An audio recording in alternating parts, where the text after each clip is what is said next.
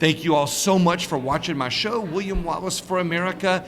As you know, I love interviewing people on things that bring us together.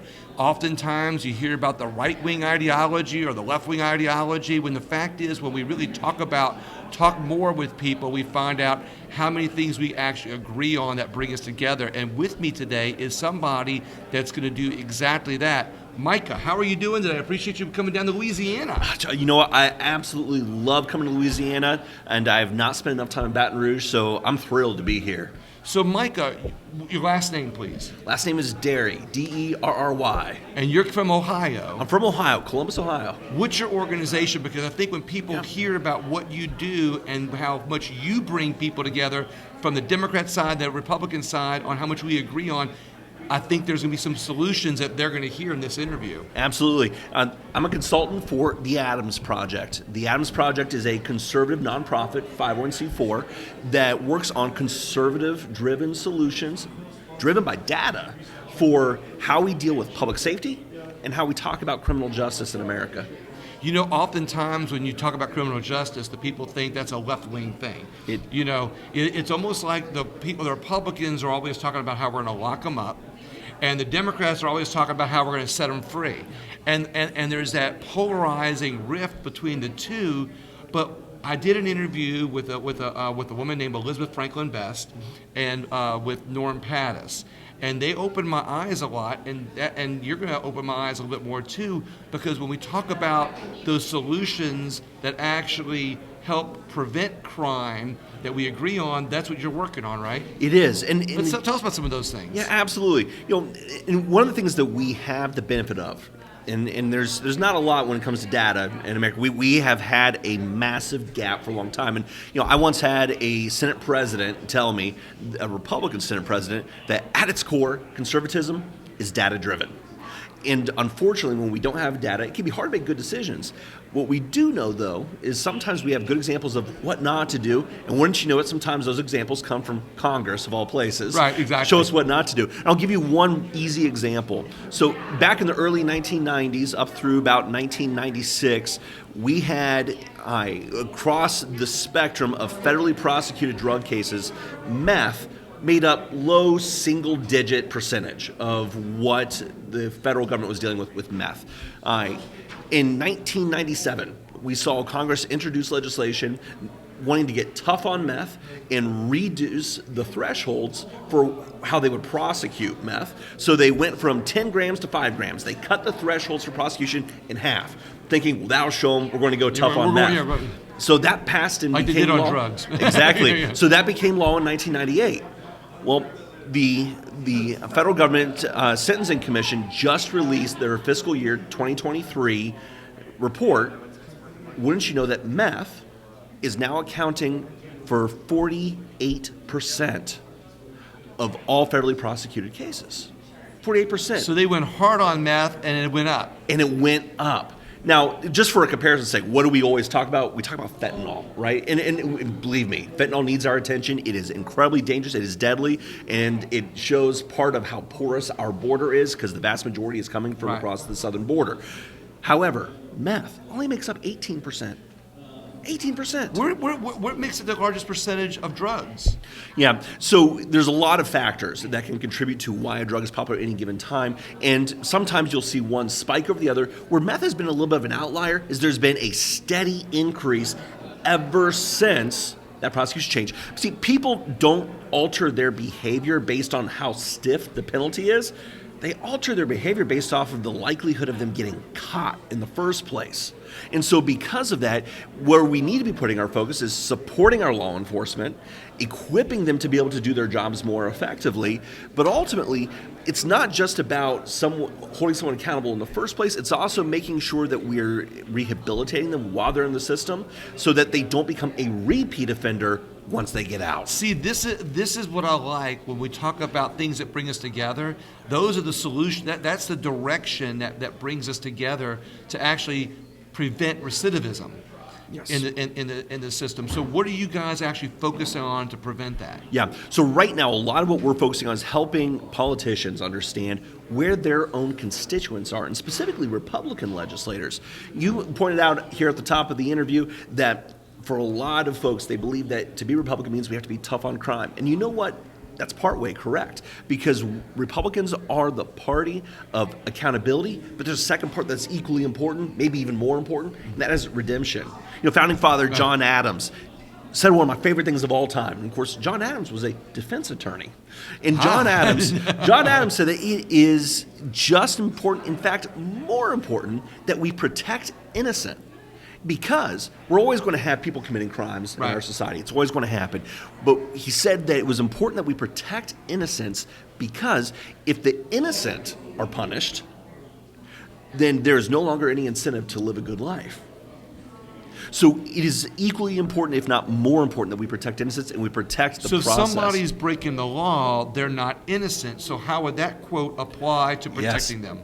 Protecting them through the process, because they still have constitutional rights, and then making sure they're not overly punished. And I'll give you an example of an over punishment, because now I'll use my home state of Ohio, so I'm not just picking on Louisiana here. Right. So like in my home state of Ohio, if someone is convicted of simple possession, so we could be talking about marijuana, although we just legalized marijuana in Ohio, so there's not going to be new convictions of that. Oh, believe I'm not going one way or the other on that one. Tally would be happy.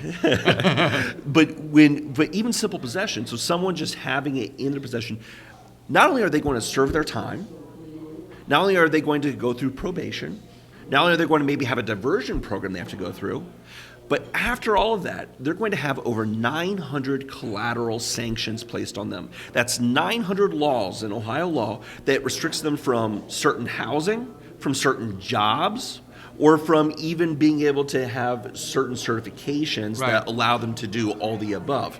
900 of those, just because at one point they made a mistake in their lives. So that is a punishment that follows them for the rest of their life. It's not easy to be able to get on the straight and narrow, to become a tax-paying, law-abiding citizen if that is now hanging around your neck. So when we're talking about, again, protecting innocence, that also means when you did mess up, you're not innocent, but you've paid your dues, making sure that you don't have an iron weight hanging around your neck for the rest of your life. One of the interviews I did a while back talked about just that.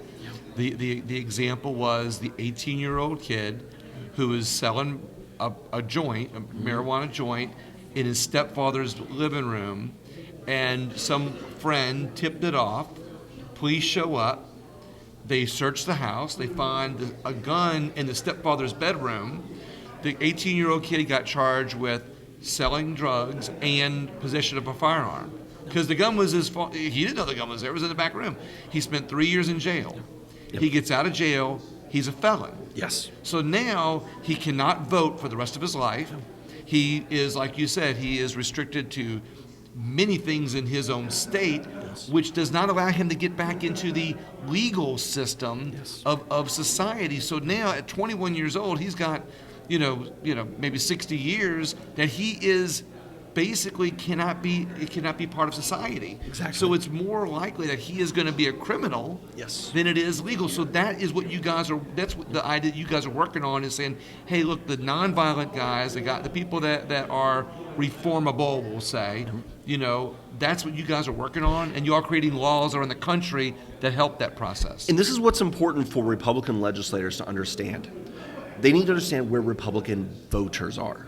Because, yes, the first and foremost demand of their voters is we want to be safe. And the truth is that the majority of Americans may not feel safe, especially in urban environments. Most Americans feel safe in their home, but especially those who work in the city or shop in the cities, that's where they tend to feel unsafe.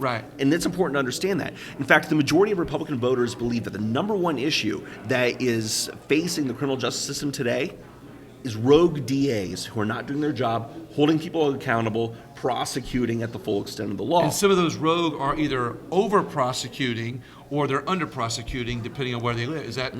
So for the particular polling that this study looked at was looking specifically at under-prosecution. However, and this is important, again, this is what Republican legislators need to understand, is that less than 10% of Republicans want to see the law focus only on punishment. In fact, more than 80% of Republicans believe that it is critical that the law focuses on rehabilitation alongside accountability. That rehabilitation is a key factor. In fact, if we look at pulling around the First Step Act, President Trump's initiative that he signed into law, and just for those who aren't familiar with the First Step Act, the First Step Act provided tools to judges and in flexibility on sentencing, and it gave incentives for federal inmates to participate in behavioral health training, in job skill training, and would allow them to take a small amount of their sentence off, a small amount, so they could be released a little bit earlier if they participate in these skills training so they would be more ready to reenter society.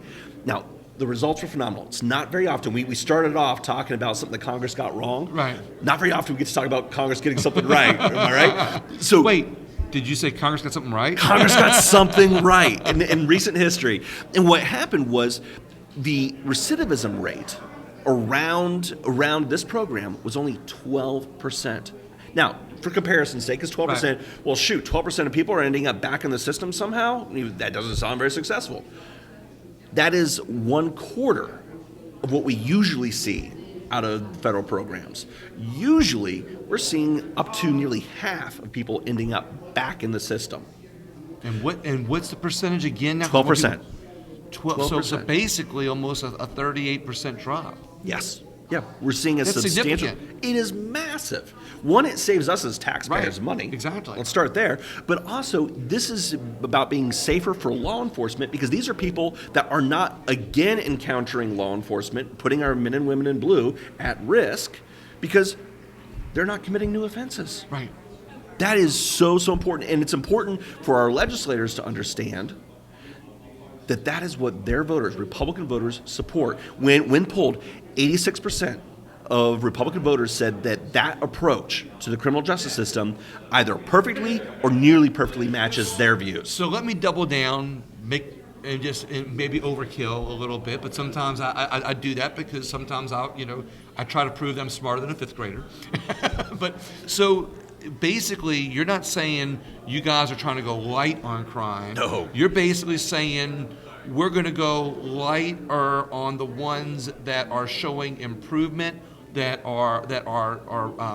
we know we can reintroduce back into society, and we're also going lighter on the non-violent criminals, because you're not saying, hey, the violent guys that are doing the really bad things, this is not applicable to them.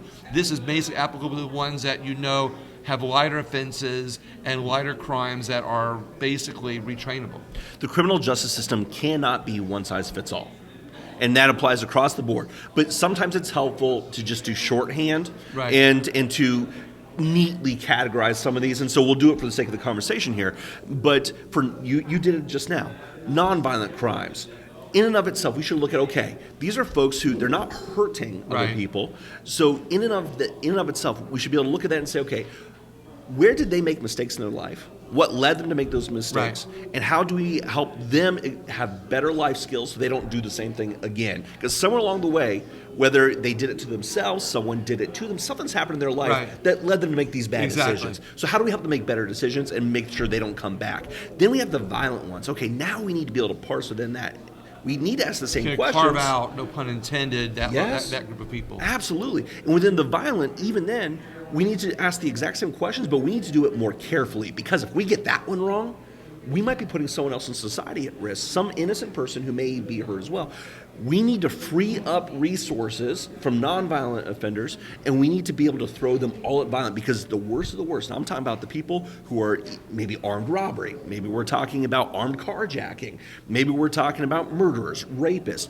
We need to absolutely punish them to the full extent. So when you work with legislators around the country, is your organization, is it able to help write these policies or craft these laws, so to speak, that carve out, again, no pun intended, but they're basically able to focus on the ones that are going to be the good guys, and it's not going to be a blanket that automatically cover that's a judge can say, hey, I could kind of extend this to get this little bad guy over here, even though he committed a rape, but I know he's, so your laws are crafted to be able to just fit that one group of nonviolent people. So much of our focus right now is on nonviolent, and it's for one very simple reason: to free up those limited resources so that we can direct them towards better equipping our law enforcement and better equipping our court systems and our jail systems to deal with the violent offenders. I love it. I love it. I absolutely love this. So let's talk for a second about your organization, the website. I like a call to action because when I do my show a lot, I've made this commitment to be able to offer solutions as much as possible. And a lot of people, they like to complain about things that are going on, and I won't use the other word, but the reality is, there's solutions. If somebody hearing this show says, you know what, I want to help, your organization, name, website, how can people help? How can people get involved? The number one thing I would encourage people to do is visit our website, www.theadamsproject.org. Again, that's theadamsproject.org. And the number one thing that they would find helpful, and I would encourage them, is we want to help change how people talk about these issues and understand how other people feel about them. And I'm talking about, again, other Republicans. Go to Decision 2024, and on that page, I've talked a lot about polling numbers today. If they go to Decision 2024, they will find one-pagers talking about how we support law enforcement, how we demand accountability, and how we focus on rehabilitation. And they can see how other Republicans are talking about these issues. They'll find polling results there. They'll find out how we did our research. And that's the number one thing that I hope they find helpful so that they can speak about crime and public safety in a more effective manner. I love this. Micah, you're an amazing person. Oh, thank you so much for having me on. Thank you for what you do and for the way you help bring people together instead of dividing people. Look, that's where the solutions are. And look, when we show Democrats and Republicans these ideas that you're working on and how they're going to help improve our society, the people win. Freedom wins. And not only freedom, but the future of our country is at stake. And if we're always trying to be polarized, and this is just another one of those issues. I talk about this all the time. We have so many different issues in our country, and I think that what you're covering right now on being able to help focus these laws to help get people back, positively into society, I think is an important piece of the puzzle that's going to save our country. No, I believe you're absolutely right, and you focus on the right thing. Freedom, because freedom is for everyone. Micah, thank you so much. I appreciate you. Thank you. Everybody else, please share this interview with somebody that you think might be able to help either the Adams Project or who you think will be able to benefit from this project. Thank you all so much. Thank you.